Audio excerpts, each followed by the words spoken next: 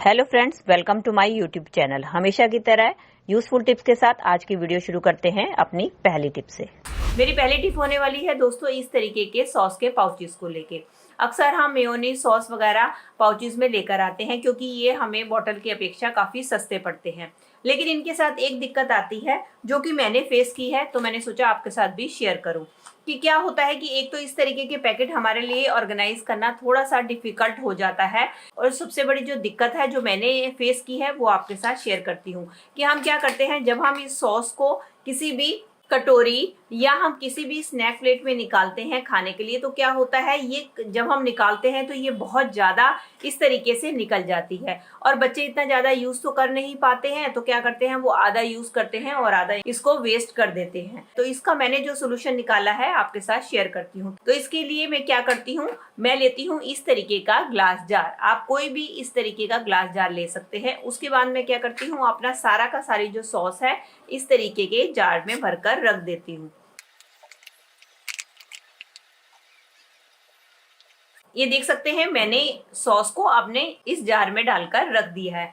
एक तो इसका ये फायदा होगा कि हमें जितनी सॉस चाहिए होगी उतनी हम स्पून की मदद से अपनी कटोरी या प्लेट में निकाल सकते हैं, और जब हम इसको यूज कर लें और इसके बाद इसकी कैप बंद करके हम इसको कहीं भी इजीली ऑर्गेनाइज करके रख सकते हैं। जबकि उस पाउच को ऑर्गेनाइज करना थोड़ा मुश्किल है, लेकिन इस तरीके की बॉटल को ऑर्गेनाइज करना आपका आसान है। आई होप मेरी ये टिप आपके लिए यूजफुल रही हो। चलिए फ्रेंड, बढ़ते हैं अगली टिप की तरफ। मेरी अगली टिप होने वाली है इस तरीके की माचिस को लेके। दोस्तों कई बार क्या होता है कि हम माचिस का इस्तेमाल करते हैं और गलती से कई बार हमारी माचिस पानी में गिर जाती है, जिसके कारण इसके अंदर सारा मॉइस्चर आ जाता है और हमारी माचिस खराब हो जाती है, जलती नहीं है। और कई बार तो हमारे चिपचिपे हाथ जो है इस माचिस के ऊपर लगते हैं, तब भी ये माचिस जलती नहीं है। तो उसके लिए बहुत ही आसान टिप शेयर करने वाली हूँ। आपने क्या करना है, आपने लेना है इस तरीके से पाउडर। पहले तो आपकी जो माचिस पानी में गिरी है उसको अच्छी तरीके से आप कपड़े से साफ कर लें, और उसके बाद आपने क्या करना है, आपने लेना है पाउडर, और इस तरीके से पाउडर को आपने इधर की साइड पे अच्छी तरीके से स्प्रिंकल कर देना है और इसको थोड़ी देर के लिए इसी तरीके से छोड़ देना है ताकि जो पाउडर है इसका जो भी मॉइस्चर है उसको एब्जॉर्ब कर ले। उसके बाद आपने क्या करना है, हल्के हाथों से आपने इस तरीके से उसके ऊपर पाउडर को रब कर देना है। और उसके बाद अगर आप माचिस जलाएंगे तो आप देखेंगे कि आपकी माचिस जो है मिनटों में जल जाएगी, जो कि पहले नहीं जल रही थी।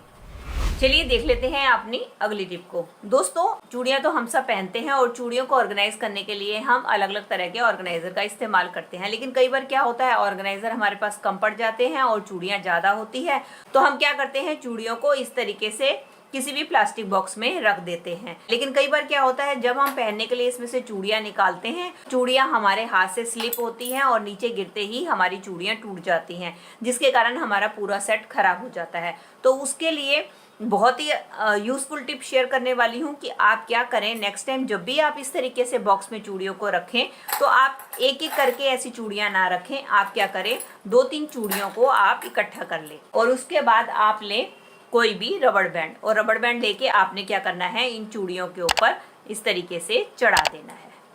ये देखिए मैंने इस तरीके से 3-4 चूड़ियां ली हैं और उसके ऊपर मैंने रबड़ बैंड चढ़ा दिया। ऐसा करने से क्या फायदा होगा, नेक्स्ट टाइम जब भी आप इसमें से चूड़ियां उठाएंगे पहनने के लिए और अगर वो आपके हाथ से स्लिप होकर भी गिरती हैं तो ये जब भी जमीन पे गिरेंगी तो ये बिल्कुल भी टूटेंगी नहीं, क्योंकि रबड़ बैंड जो है इनके ऊपर एक शील्ड का काम करेगा। क्योंकि सिंगल चूड़ी अगर गिरती है तो वो बड़ी जल्दी से टूट जाती है सिंगल होने की वजह से, लेकिन जब हम रबड़ बैंड चढ़ा देंगे तो ये चूड़ियाँ इकट्ठी हो जाएंगी और जब वो जमीन पे गिरेंगी तो ये बिल्कुल भी टूटेगी नहीं। और रबड़ बैंड लगाने से इनके ऊपर एक टाइप की शील्ड बन जाएगी और वो शील्ड जो है वो आपके सरफेस के साथ लगेगी, ना कि चूड़ियां डायरेक्ट आपके सरफेस से लग के टूटेंगी। चलिए फ्रेंड, बढ़ते हैं अगली टिप की तरफ। मेरी अगली टिप भी होने वाली है चूड़ियों को लेके। उसके लिए मैंने ले ली है दोस्तों एक चूड़ी। अब इसके बाद हम लेंगे इस तरीके के एस हुक, जो कि अक्सर हमारे घर पे होते हैं, जो कि हम चूड़ियों से तैयार करते हैं और खासकर कई बार हम तार से भी तैयार करते हैं। अब हम क्या करेंगे, ये जितने भी एस हुक हैं इसको लेके हम अपनी इस बैंगल के अंदर इस तरीके से डाल देंगे। इस तरीके से जितने भी एस हुक हैं हम इसके अंदर डाल देंगे। और अब हम लेंगे एक रबड़ बैंड और रबड़ बैंड की मदद से अब हम क्या करेंगे, इस चूड़ी के अंदर इस रबड़ बैंड को इस तरीके से फंसा देंगे। इसको हम कहीं भी कील के ऊपर हैंग कर देंगे। एक तो इसका ये फायदा होगा दोस्तों, हमारे जितने भी एस हुक हैं जो इधर उधर पड़े रहते हैं वो मिसप्लेस हो जाते हैं, तो हमारे यहाँ पर आपको सारे के सारे एस हुक मिल जाएंगे और अच्छी तरीके से ऑर्गेनाइज हो जाएंगे, और जब भी हमें जरूरत होगी तो हम आसानी से इनको ले सकते हैं। चलिए फ्रेंड, मेरी अगली टिप होने वाली है गैस को लेके। कई बार दोस्तों क्या होता है, जब हम गैस जलाते हैं तो आपने नोटिस किया होगा हमारा जो गैस है वो इस साइड से लीक होना शुरू हो जाता है, जिसके कारण हमारा सिलेंडर बहुत जल्दी खत्म होता है। तो उसके लिए बहुत ही बढ़िया जुगाड़ लेकर आई हूँ कि आपने क्या करना है अगर आपके साथ भी ऐसी प्रॉब्लम हो है। उसके लिए आपने लेना है बर्नर। दोस्तों मेरा बर्नर गर्म है इसलिए मैं कपड़े का इस्तेमाल कर रही हूँ। तो आपने क्या करना है, इसका जो बर्नर वाला हिस्सा है इसको आपने ऊपर से उठा लेना है। इसके लिए ले आप पेस्ट, इसके लिए आप व्हाइट पेस्ट लें तो ज्यादा अच्छा है। अब हम क्या करेंगे, पेस्ट लेंगे और इसके जो एजेस है इसके ऊपर हमने पेस्ट को इस तरीके से सब तरफ लगा देना है, और इसी तरीके से जो इसका नीचे वाला हिस्सा है इसके ऊपर भी हमने पेस्ट को लगा देना है। ये देखिए मैंने सारा का सारा पेस्ट इसके दोनों साइड पे लगा दिया है। अब इस बर्नर को जो हमारा पहले वाला है इसको हम इसके ऊपर लगा देंगे और थोड़ी देर के लिए इसको ऐसे ही छोड़ देंगे। अब देखिए दोस्तों थोड़ी देर हो चुकी है, अब मैं गैस को जलाकर दिखाती हूँ। अब हमारी गैस अब आप जलाएंगे तो आप देखेंगे कि ये जो गैस लीक हो रही थी साइड से वो बिल्कुल भी लीक नहीं होगी, क्योंकि जो हमने पेस्ट लगाया है वो अच्छी तरीके से इसके साथ चिपक जाएगा और हमारी जो साइड से गैस लीक हो रही है वो लीक नहीं होगी, और जो हमारा सिलेंडर जो जल्दी खत्म होता था वो हमारा जल्दी खत्म नहीं होगा और काफी लंबे टाइम तक चलेगा। चलिए फ्रेंड बढ़ते हैं अगली टिप की तरफ। दोस्तों जब भी हम कोई भी साग सब्जी चाकू से काटते हैं तो आपने देखा है हमारे अंगूठे के ऊपर चाकू के इस तरीके से निशान लग जाते हैं, जिससे कि हमें कोई भी काम करने में दिक्कत आती है। उसके लिए बहुत बढ़िया ट्रिक शेयर करने वाली हूँ कि आपने क्या करना है, लेना है आपने नेल पेंट।